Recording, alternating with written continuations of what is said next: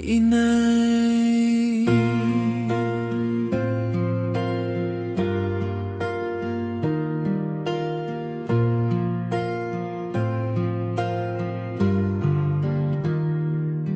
Noong kami maliliit, ikaw ang aming lakas. Sa bawat umaga, ikaw ang unang gumigising.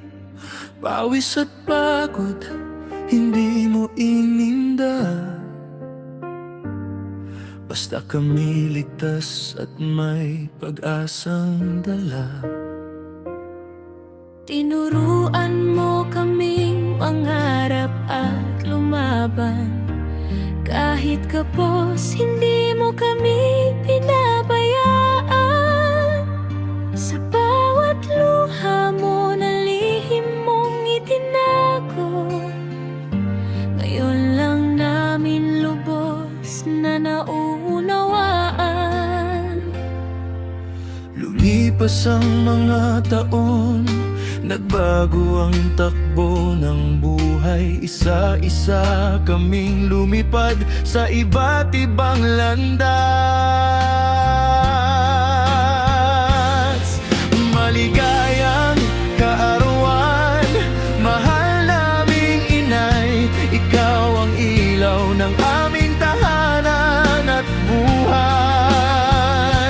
May pinalad, may dumaan sa hirap ng panahon, pero ang pagmamahal mo ang naging aming baon. Ngayong kami muling magkakasama, wala nang higit pa sa yakap ng isang ina.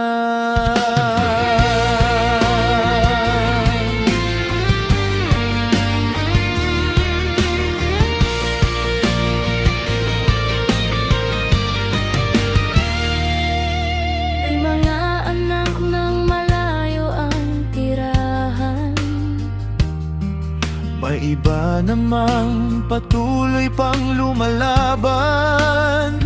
Hindi pare-pareho ang naging kapalaran, pero iisa pa rin ang aming pinanggalingan. Kung may babalik lang sa lahat ng sakripisyo, bawat yakap at bawat salamat ay kulang pa rin sa totoo.